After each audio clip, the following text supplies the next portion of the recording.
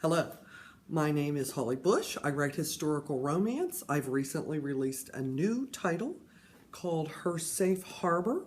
This is the fourth book in the Crawford family series. The first was Train Station Bride. The second was Contract to Wed. And the third book is a novella called The Maid's Quarters. This final book, Her Safe Harbor, just came out about a week ago. And I'd like to read a little bit to you. We're going to start on chapter 1. It is Boston in 1893. "What do you mean you are planning to travel again? You have just returned," Jane Crawford said to her daughter. "No more traveling. Mr. Rothschild won't like it. Will you, Geoffrey?"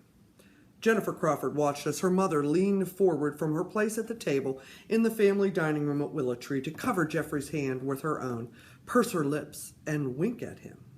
It made Jennifer ill to think that if she were to spend her life with Geoffrey, as he and her mother had already planned, she would be subject to her mother's ridiculous flirting and fawning over her husband, and in turn, his obsequious and affected gratitude and flattery toward her mother.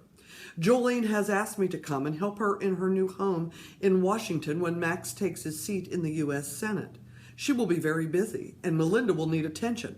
I have already told her I will come," Jennifer said. Geoffrey took a sip of his wine and looked at her over the rim of his cut crystal glass. "The Morgans are expecting us at their gala. I'm sure you don't want to disappoint them." "I do not," she said, "but you will have to make my excuses. Certainly you understand what a momentous occasion this is for our family." "There is nothing momentous about this occasion at all. The person your sister married has nothing. His family barely touches any good Boston society, and anyway, politicians are inevitably low-born and crass," Jane declared. "He is nothing to us, and your sisters are dead to me." "Jane," her father, William Crawford, said to his wife in a plaintive voice Jane was accustomed to hearing. "It is true," Jane said. "After everything I have done for Jolene and Julia, for them to turn their backs on their own mother. Mother, please." "Mr. Rothschild does not want to hear any of this," Jane demurred with a shrug. "He is nearly family." Jennifer continued to eat, staring down at her plate, so she did not have to view her mother's smug smile. When she looked up, Geoffrey's eyes were on her. "I have already replied to the Morgans for both of us," he said. "I'm sure they will not miss one lone person from the hundreds they invite, Geoffrey." "This is business, Jennifer," he said. "They are long-time customers of the bank, and if not for Harry Morgan's introductions, we would have missed out on having some very important clients.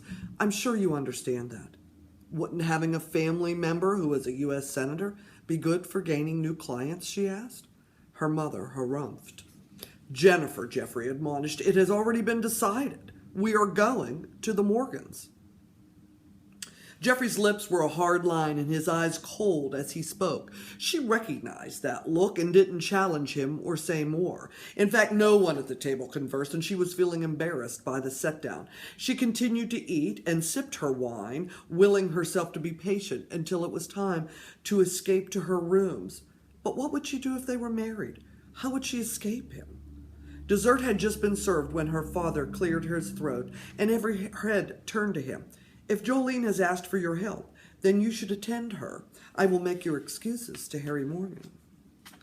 Jennifer was shocked and stared at her father, not daring to witness Geoffrey's or her mother's reaction, as her father rarely exerted himself on her or her sister's behalf. Jennifer didn't believe he didn't care. In fact, she felt he cared very deeply about all of them and was mortally depressed when Jillian went to live with Julia. But he'd always stayed clear of the family machinations, believing that was his wife's purview, Jennifer thought. And if truth be told, she felt Julia was correct when she said in her letters that father wanted to avoid the living hell that his wife would make of his life if he interfered. She also thought her father was a bit frightened of Jane and her moods and maneuvers, just like everyone else in the household. Geoffrey waved away the servant, offering him a cordial. "I'm sorry I'll be unable to stay longer this evening. There is somewhere I must be." "I'm so sorry, Geoffrey," her mother said. "Must you go now before we adjourn to the music room?" A servant hurried forward to pull back Geoffrey's chair as he stood. It is rarely wise to put off an important task, especially as current circumstances are not as friendly as I would like, he said, and stared at Jennifer. Escort Mr. Rothschild to the door, Jennifer. It is the least you can do, her mother said. Jennifer walked beside him down the long hallway of Willow Tree, the sound of her slippers tapping on the marble floors breaking the silence. She watched Geoffrey as Bellings came from his position at the door to help him on with his coat and hand him his top hat and walking cane. Geoffrey was tall, taller than her by a good number of inches, and she was a tall woman. He had a handsome face, but his eyes never matched any gaiety he showed with laughter or smiles. In fact, his dark eyes were disconcerting, frightening even on some occasions. She'd thought him attractive when she first met him, but with each encounter, mostly arranged by her mother, she'd felt a cold chill pass across her shoulders when he spoke to her in the way he had at the dinner table, let alone when, well, she would not think of that. Geoffrey glared at Bellings, and the servant retreated toward the grand staircase that wrapped around the edge of the foyer. Geoffrey turned his stare on her. Do you believe I enjoy being contradicted by my future wife in front of her parents? Jennifer swallowed. I did not mean to contradict you. However, you did. I would have expected you to have more respect for your betrothed, as I do for your mother and father. I do appreciate how kind you are to my family, especially to my mother, she said purposefully, and looked at him. Geoffrey tapped his cane on the floor. She is dreadful to you. I won't allow her interference after our marriage. She is an altogether unpleasant woman, in my estimation. Jennifer felt her heart skip a beat as he defended her and promised her protection, but she wondered if she would be exchanging one unpleasant master for another. I am most surprised that your father chose to interfere between you and me. Geoffrey leaned forward and spoke softly. Let me be very clear. I will expect complete loyalty in a wife. Then, as if for Bellings' benefit, he pulled her hands to his lips for a kiss and stared into her eyes with intensity and passion, speaking loudly enough that the servant would hear. I will count the days until I see you again, my dear. Geoffrey went out the door, and Jennifer drew a deep breath and turned, intending to go to her rooms. Jane stood at the bottom of the staircase. She dismissed Bellings.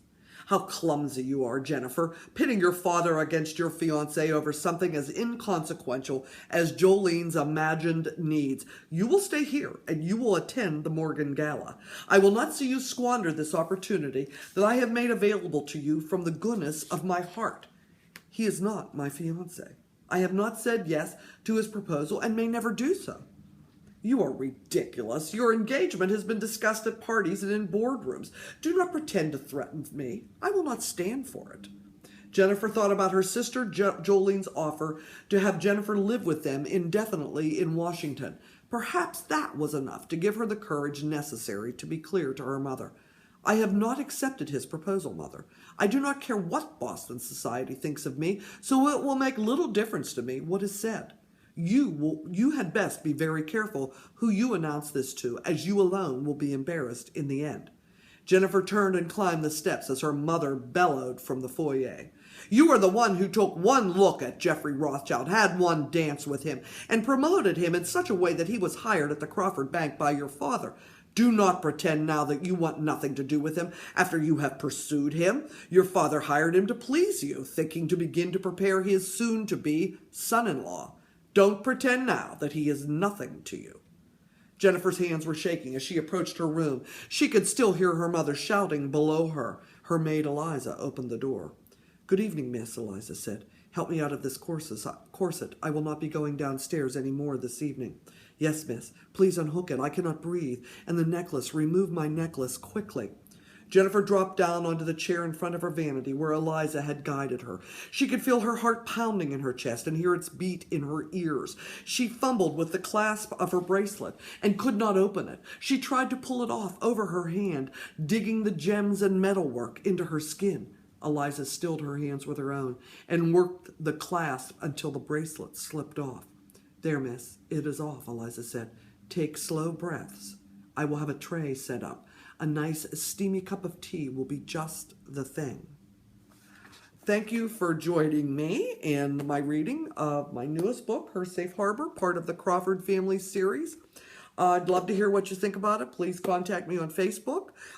These books are available in print and as ebooks on Amazon, Kobo, Barnes & Noble, iTunes, and Google Play.